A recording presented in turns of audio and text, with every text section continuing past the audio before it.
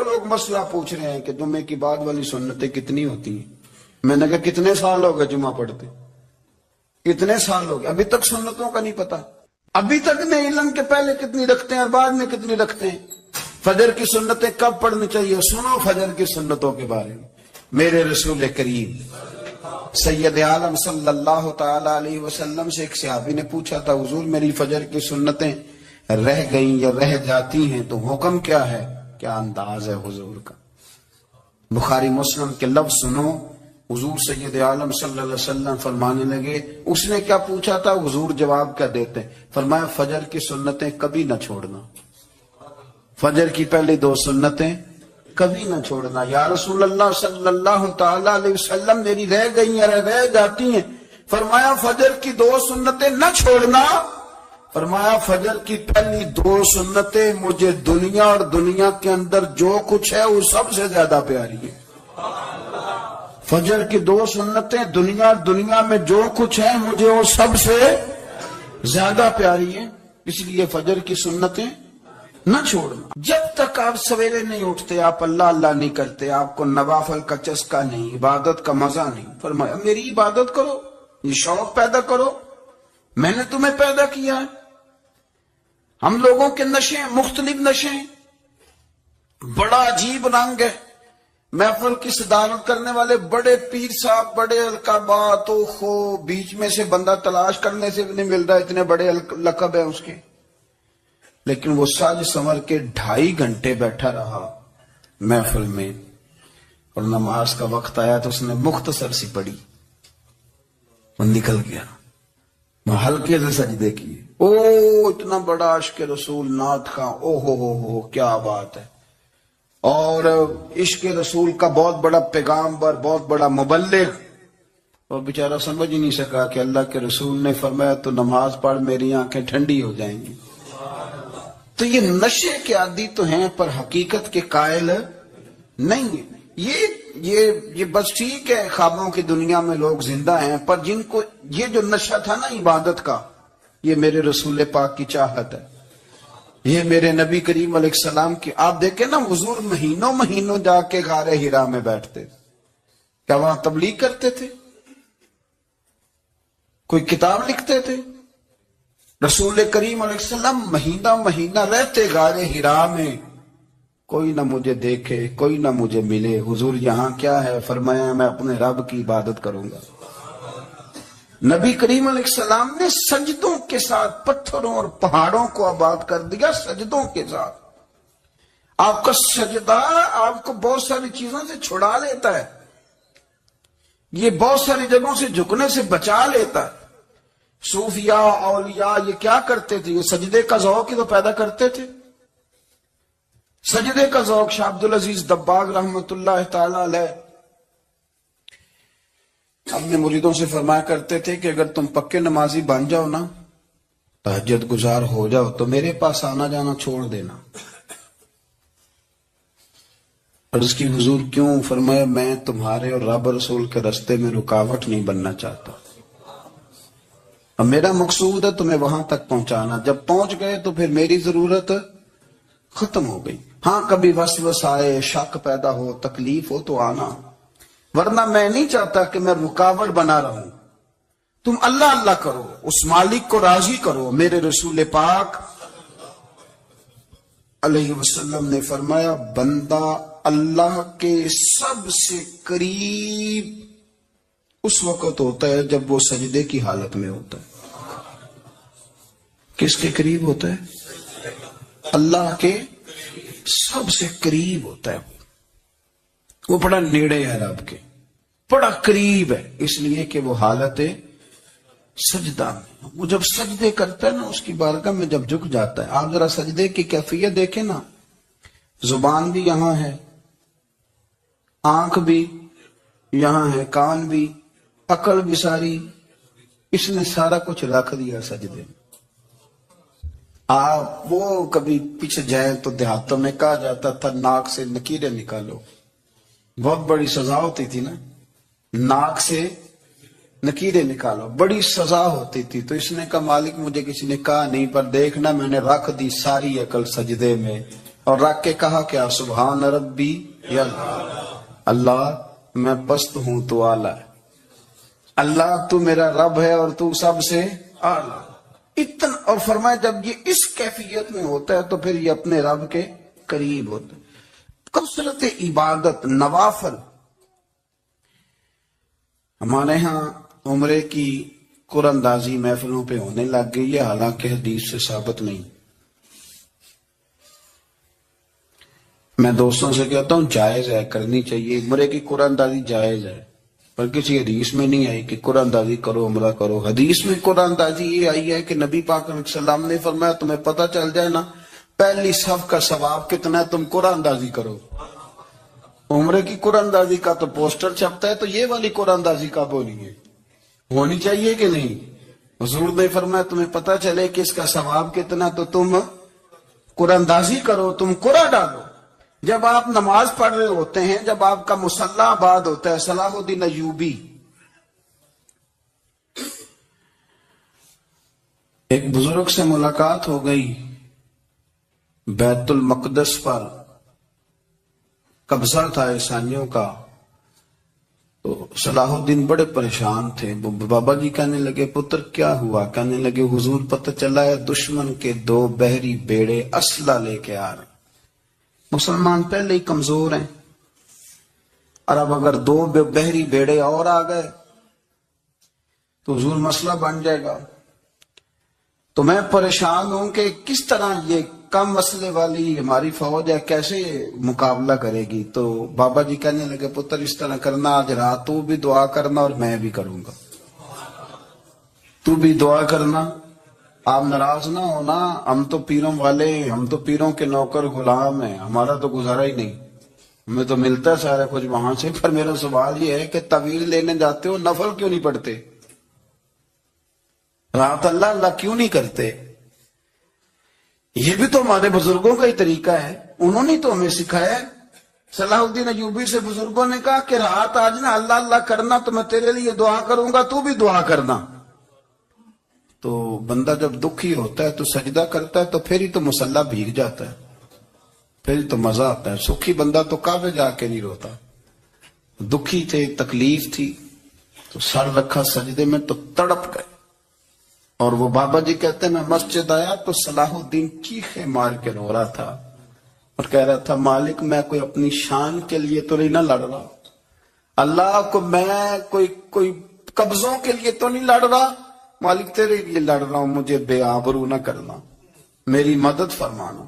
کہتے ہیں میں آیا تھا کہ مسجد میں دعا کروں گا، پر صلاح الدین ایوبی کو روتے دیکھا تو میں لوٹ گیا. تو سویرے صلاح الدین ملے تو بڑے خوش تھے. میں نے کہا پتر کیا ہوا؟ کہنے لگے حضور وہ بحری بیڑے 2 آ رہے تھے نا اسلحہ لے کے، دونوں ڈوب گئے پانی میں ڈوب گئے. تو بابا جی کہنے لگے صلاح الدین وہ پانی میں نہیں ڈوبے، وہ تیرے آنسوؤں میں ڈوب گئے، وہ غرق ہو گئے. وہ جو تو نے مصلی بات کیا تو وہ تیرے آنسوؤں میں ڈوب گئے، وہ غرق ہو گئے، وہ تباہ اتنے قیمتی تھے تیرے آنسو کے بہا لے گئے دشمن کے بحری بیڑوں کو. میرے بھائی ٹھیک ہو گیا جی، میرے عزیز سمجھ لیں اس بات کو ہمیشہ کے لیے، اور اس پر غور کرنے اچھے طریقے سے کہ میرے رسول کریم سید عالم صلی اللہ علیہ وسلم نے نا ہماری توجہ دلائی، حضور نے ہمیں بتلایا، ہمارا ذوق بڑھایا عبادت کی طرف. ایک صحابی تھے حضرت ابو فاطمہ رضی اللہ تعالیٰ عنہ، یہ ترمذی شریف کی حدیث ہے. نبی پاک علیہ السلام نے فرمایا ابو فاطمہ قیامت کے دن مجھ سے جلدی ملنا چاہتے ہو کہ دیر کے ساتھ؟ تو کہنے لگے حضور کون ہوگا جو دیر سے ملنا چاہے؟ ہم نے تو جان دے دی وعدہ دیدار پر. اعلیٰ حضرت فرماتے ہیں جان دے دی وعدہ اور نقد اپنا دام ہو ہی جائے گا. مجھے لگتا ہے کہ یہ سودا نقد و نقد ہو جانا ہے، چونکہ ہم نے جان دے دی وعدہ دیدار پر. آپ نے وعدہ کیا تھا کہ مریں گے تو پھر زیارت ہوگی، تو مر گئے ہم زیارت کی خاطر. جان دے دی وعدہ دیدار پر تو نقد اپنا دام ہو ہی جائے گا. اے رضا ہر کام کا ایک وقت ہے، دل کو بھی آرام ہو ہی جائے گا. تو حضرت ابو فاطمہ رضی اللہ تعالیٰ عنہ سے نبی پاک صلی اللہ علیہ وسلم نے فرمایا جلدی ملنا چاہتے ہو کہ دیر سے؟ اس کی حضور فٹافٹ ملنا ہے، میں نے قیامت کے دن آپ سے جلدی ملنا ہے۔ تو نبی پاک علیہ السلام نے فرمایا پھر اس طرح کرنا، دنیا میں رہ کے سجدے زیادہ کرنا، پھر سجدے زیادہ کرنا، قیامت میں ملاقات جلدی ہو جائے گی، قرب ملے گا تمہیں۔ اپنے بچوں کے اندر دیکھیں نا، ہم شوق پیدا کرتے ہیں، ہمیں صحیح لفظ نہیں بولنے آتے پر ہم بچوں میں شوق پیدا کرتے ہیں کہ پتر ڈاکٹر بن جائے گا تو بڑا نفع کرے گا، تو لوگوں کی خدمت کرے گا، ملک و ملت کی خدمت کرے گا، تیرے ابا کا نام روشن ہوگا، تیرے دادا کی تعریفیں ہوں گی۔ ہم یہ ذوق پیدا کرتے ہیں، ہم اپنے نوجوانوں کے اندر یہ فکر پیدا کرتے ہیں، انہیں ہم سمجھاتے ہیں کہ میاں جب تم پڑھو گے، محنت کرو گے تو فلاں آدمی کی طرح تمہارا نام ہوگا۔ یہ جتنا ذوق ہم بچوں کے اندر ان چیزوں کا پیدا کرتے، ہمیں حکم ہے اسی طرح ہم ذوق پیدا کریں کہ پتر نماز پڑھے گا تو اللہ راضی ہو جائے گا، تو سجدہ کرے گا۔ دیکھیں نا میرے رسول کریم علیہ السلام نے فرمایا 7 سال کے بچے کو مسجد لے کے جاؤ، یعنی اسے شوق دلاؤ، اس کے اندر یہ خاصیت پیدا کرو کہ اس کا دل کرے مسجد میں جانے کا، اس کے اندر یہ خصوصیات لاؤ کہ وہ ہمارے ہاں نا ہر چیز کو پرموٹ کیا جا رہا ہے، ہر چیز کو، یعنی سر سنگیت سکھانے کے لیے اکیڈمیاں بن گئی ہیں، ہر شے پرموٹ ہو رہی ہے، عبادت کا جذبہ کم ہوتا جا رہا ہے، اللہ کا ذوق ہمارے اندر نہیں رہا، اور اتنا مشکل ہم نے اپنے لیے بنا لیا ہے کہ وہ بندہ جو بڑی زبردست مذہبی گفتگو کر رہا تھا اور تگڑی بات کر رہا تھا، کیا بات ہے، لیکن نماز کے بارے میں کمزوری دکھا جاتا ہے، نوافل کے بارے میں وہ چپکے سے نکل جاتا ہے۔ امام احمد بن حنبل رحمت اللہ تعالی علیہ، مسند امام احمد بن حنبل 14 جلدوں میں ہے مارکیٹ میں، اور مجھے تو خیر پسند ہی بڑی ہے، میں نے کئی دفعہ پڑھی ہے، اور کیا بات ہے امام احمد بن حنبل کی، کیسے تگڑے قسم کے محدث تھے، اور اللہ نے کتنا انہیں اعزاز عطا فرمایا ہوا تھا، یہ کوڑے بھی کھاتے تھے دین کی خاطر، سارا کرتا لہو سے بھر بھی جایا کرتا تھا، بڑا اعزاز والا شخص تھے، بڑے اعزاز والے، حدیثیں جمع کرنا، حدیثیں لکھنا، حدیث پڑھانا، سارا دن رہتے تھے، کہہ سکتے تھے کہ میں کر تو رہا ہوں کام، اور حدیث بھی موجود ہے کہ عالم عابد سے افضل ہوتا ہے، پر اس کے باوجود امام احمد بن حنبل رحمت اللہ علیہ 300 نفل فرض نمازوں کے علاوہ پڑھا کرتے تھے، 300 نوافل روز پڑھا کرتے تھے۔ ان کے بیٹے نے کہا ابا جی مکان خریدنا ہے تو جگہ کہاں کر کے لوں، بہت ساری آبادیاں، تو فرمایا پتر وہاں لینا جہاں مسجد قریب ہو۔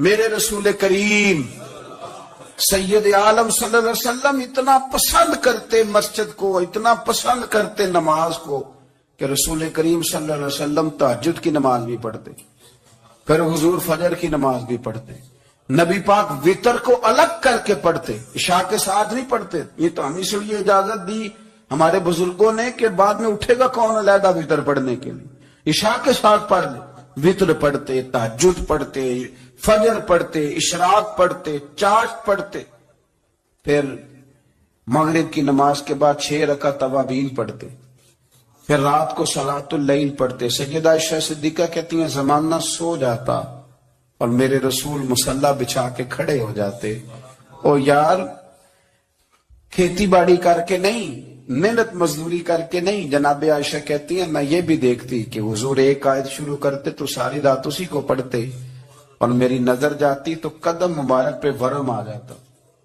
یار نماز پڑھ پڑھ کے، اتنی مشقت کر کے، اتنی جد و جہد کر کے ورم آ گیا، یا رسول اللہ اتنی محنت کیوں کرتے ہو؟ فرمایا افلا اکون عبدا شکورا، کیا میں اپنے رب کا شکر گزار بندہ نہ بنوں؟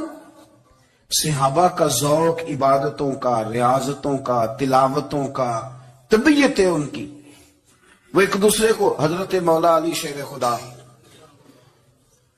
کرم اللہ تعالی وجہہ الکریم کے زمانے میں روم کے بادشاہ نے کہا یار یہ مسلمانوں کا پتہ تو کرو، یہ آخر کیوں اتنے زیادہ مجاہد ہیں؟ اس زمانے میں جاسوس بھیجنے کا مزاج تھا، اب تو جاسوس پکڑا جاتا ہے، اب تو جاسوس اور جاسوسی کا شوق ویسے آج بھی ہے. عرض کروں تھوڑی سی بات اس عنوان سے. پتہ کیا ہمارا مسئلہ ہے؟ ہم جہاں جاتے ہیں نا وہاں تھوڑی خوشبو سونگھنے کی کوشش کرتے ہیں. وہ کیا ہے تو یہ کیا ہے تو ادھر کیا ہے تو تھوڑا سا ادھر کیا ہے. میرے رسول پاک پڑھیے درود شریف سارے پڑھیے ذرا زور سے صلی اللہ تعالی. نبی پاک علیہ السلام نے فرمایا جاسوسی نہ کرنا ورنہ تم بندوں کو خراب کر دو گے. اور فرمایا اس طرح نہ ہو کہ تم کسی کے آپ کھول نہ نکلو تو تمہارے پہلے کھول جائیں. یہ جو ذوق ہے نا یہ ختم کریں. چھوڑیں مطلب آپ کس چکر میں پڑے ہوئے ہیں. اتنی زیادہ توجہ کرنے کی کیا ضرورت ہے. کام سے کام رکھیں. اس میں بندہ تھوڑا سا نا آسان رہتا ہے. یہ جو بہت زیادہ ٹٹولنے والے لوگ ہوتے ہیں نا وہ بےچارے پھر عمر ٹٹولتے ہی گزار دیتے ہیں. اس لیے کہ مزاج ہی بہت پکا ہے. بورے کا منہ کھول کے اندر تک ہاتھ ڈالنا تو پھر کئی دفعہ سامنے سے بچھو بھی لڑ جاتا ہے. خرابی ہوتی. تو جاسوسی کی جاتی تھی. اس نے بھی جاسوس بھیجے کیونکہ قبیلوں کے لوگ تھے. کچھ مسلم کچھ کافر پہچانے نہیں جاتے تھے لوگ. تو کچھ لوگ اس نے بھیجے. انہوں نے آ کے نا تحقیق کی ریسرچ کری کہ آخر ماجرا کیا ہے. تو واپس جا کے انہوں نے رپورٹ دی نا روم کے بادشاہ کو. اس رپورٹ کا ایک جملہ بڑا شاندار ہے. وہ کہنے لگا بادشاہ ہمیں مسلمانوں کی کوئی سمجھ نہیں آئی. ہمیں کوئی سمجھ نہیں آئی. انہوں نے کہا بھی کیوں نہیں سمجھ آئی. کہنے لگے یار عجیب بندے ہیں. جب رات مسلح پہ بیٹھتے ہیں تو یوں لگتا ہے ان کا دنیا سے رشتہ ہی کوئی نہیں. کوئی کسی کو نہیں جانتا. کوئی اپنے دکھ سنا کے رو رہا ہے کوئی اپنی بات کر کے رو رہا ہے. لگتا ہے کہ ان کا کوئی رشتہ ہے ہی نہیں جب مسلح پہ بیٹھتے ہیں. اور فرمایا جب سویرے یہ جہاد کرنے نکلتے ہیں تو لگتا ہے ان سے زیادہ دلیر ہی کوئی نہیں. حالانکہ جو مسلحوں پہ رونے دھونے کے لوگ ہوتے ہیں وہ کئی دفعہ جہاد میں کام نہیں کرتے. لیکن عجیب لوگ ہیں کہ رات کے راہب ہیں دن کے مجاہد ہیں. کوئی سمجھ نہیں آتی. میرے عزیز ان لوگوں نے مسلح آباد کر کے رکھا. تلاوتیں ان کا ذوق رہی. منظر روز پڑھنا اسباق پڑھنا وظائف پڑھنا یہ ان کا ذوق رہا. اعلیٰ حضرت بریلوی رحمت اللہ نے ایک 1000 کتاب لکھی ہے. لیکن الوظیفۃ الکریمہ کے نام سے جو وہ صبح و شام وظائف پڑھتے تھے وہ الگ انہوں نے ان کو بیان کیا. پابندی کے ساتھ اپنی اللہ اللہ کرتے. شیخ شہاب الدین سہروردی رحمت اللہ علیہ اس پر ایک بندے نے اعتراض کیا. اس نے کہا جی آپ کس قسم کے صوفی ہیں مرید بیٹھے ہیں اور آپ وہاں نفل پڑھ رہے ہیں. یہ بھی بڑا مسئلہ ہوتا ہے نا. جو بندہ ملنے آتا ہے وہ اپنے ٹائم کے حساب سے آتا ہے اور اس کا یہ بھی خیال ہوتا ہے کہ پیر صاحب جو ہیں وہ چونکہ درویش ہیں تو نہ انہیں روٹی کھانی چاہیے نہ سونا چاہیے چونکہ وہ درویش ہیں. اور ہم چونکہ درویشوں کے ماننے والے ہیں لہذا ہمارا یہ طریقہ ہونا چاہیے کہ جیسے ہم کہیں درویش ویسے ہی کر جائے. حالانکہ جس کو آپ درویش کہیں گے آپ اس کی مانیں گے آپ منوائیں گے نہیں. تمہارا مزاج ہوتا ہے. شیخ شہاب الدین پر لوگوں نے اعتراض کی. حضور لوگ ملنے آئے ہیں زیارت کرنے آئے ہیں یہ بندے دعا کرانے آئے ہیں اللہ اللہ کرانے آئے اور آپ نفل پڑھ رہے ہیں. کیا جملہ ہے کیا حسن ہے کیا خوبصورتی ہے. فرمانے لگے رب رسول سے مانگنے کے لیے مصلی بچھایا ہے. اگر وہاں سے مانگوں گا نہیں تو تمہیں دوں گا کیا. پہلے مجھے کچھ لے تو لینے دو. اگر میرے پلے کچھ ہے ہوگی تو آگے دوں گا نا. تو میں مانگنے گیا تھا کہ یا اللہ دے تیرے بندے لینے آئے ہیں دے تو میں کچھ لوں گا تو آگے دوں گا نا. لیکن ہمارا یہ سٹیٹس یہ مزاج یہ شعور نہیں ہے. گپیں کہانیاں داستانیں گفتگو خطابت واز کیا بات. لیکن اگر کچھ کرنے کا کام ہو تو وہ نہیں ہم سے ہوتا. میرے نبی کریم علیہ الصلوۃ والسلام نے مصلی سے دل لگانے کا درس دیا. حضور نے توجہ دلائی. صحابہ اس ذوق کے حامل لوگ تھے. وہ کوشش کرتے تھے. جناب صدیق اکبر رضی اللہ تعالیٰ عنہ کا عبادت کا مزاج ہمیشہ قائم رہا. حضرت عمر فاروق ساری رات اللہ کے حضور کھڑے رہے. حضرت عثمان غنی رضی اللہ تعالیٰ عنہ عشاء کی نماز پڑھ کے 2 رکعتوں کی نیت باندھتے تھے. 15 سپارے پہلی رکعت میں پڑھ دیتے اور 15 سپارے قرآن مجید کے دوسری رکعت میں پڑھ دیتے. آپ نے نا حضرت عمر فاروق کے وصال کے بعد ان کی ایک بیوہ سے نکاح کیا.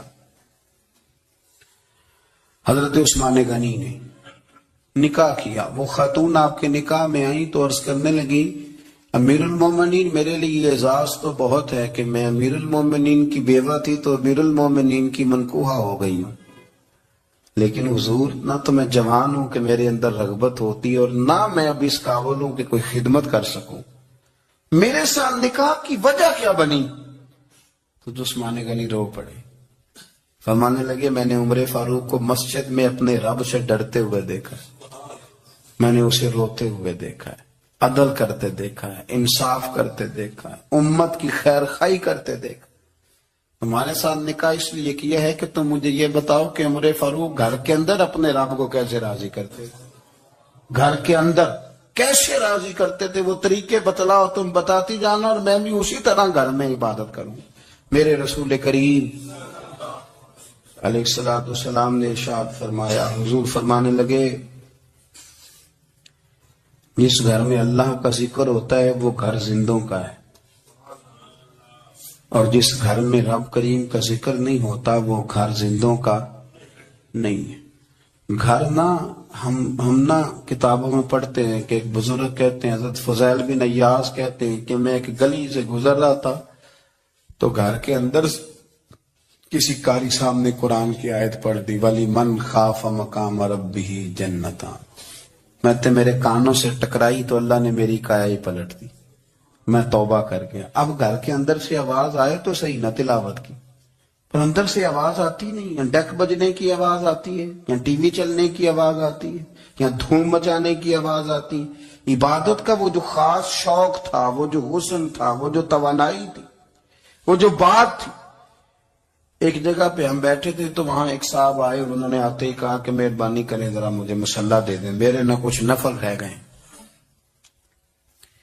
تو میں نے وضو کر لیا تو کوئی مصلی مل جائے، مصلی انہیں دے دیا گیا. وہ مصلی لے کے چلے گئے تو پیچھے ایک صاحب نے تبصرہ کیا، کہنے کتنا ریاکار بندہ ہے، لوگوں کو دکھا رہا ہے کہ میں نفل پڑھتا ہوں، ہے کو بات کرنے والی. میں نے اسے کہا، میں نے کہا تو مہربانی کرنا اس طرح کی ریاکاری تو بھی کر، پکڑ مصلی اور جا تو بھی تھوڑی ریاکاری کر کے آ، اٹھ ذرا شکر کر کوئی یہ ریاکار بھی ملا ہے، کوئی نفل پڑھ کے ریاکاری کر رہا ہے. اللہ کا میں کہتا ہوں کو پڑھے تو صحیح نہ یار، یہ کوئی دور ہے نفل پڑھنے کا؟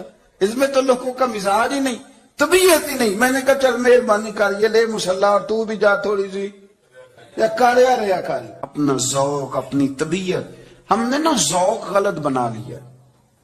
اگر 20 بندے کہہ بھی دیں گے تو نے بڑی شاندار تلاوت کیا تو کیا اس سے بنے گا؟ 100 بندہ کہہ بھی دے تیری کیا بات ہے، کیا بات ہے نعت خاں کی، کیا بات ہے علامہ صاحب کی، پیر صاحب کی، پیر مہر علی شاہ صاحب رحمت اللہ علیہ. آپ تشریف فرما تھے تو آپ کے ایک ہی بیٹے بابو جی جن کو کہا جاتا ہے، جس دن صاحبزادے پیدا ہوئے تو خادم نہ وہاں سے نکلا. ان لوگوں کے شوق اور طرح کے تھے نا تو ان کی توجہ بھی اپنے شوق کی طرف رہتی. تو خادم نکلا اندر سے، پیر صاحب مبارک ہو، پیر صاحب مبارک ہو، پیر صاحب مبارک ہو، پیر صاحب مبارک. وہ شور کر رہا ہے تو پیر صاحب کو وجد ہو گیا، اللہ اکبر اللہ اکبر اللہ. وہ کیا ہوا، کس بات کی مبارک دے رہے ہو؟ عرض کی حضور اللہ نے بیٹا دیا.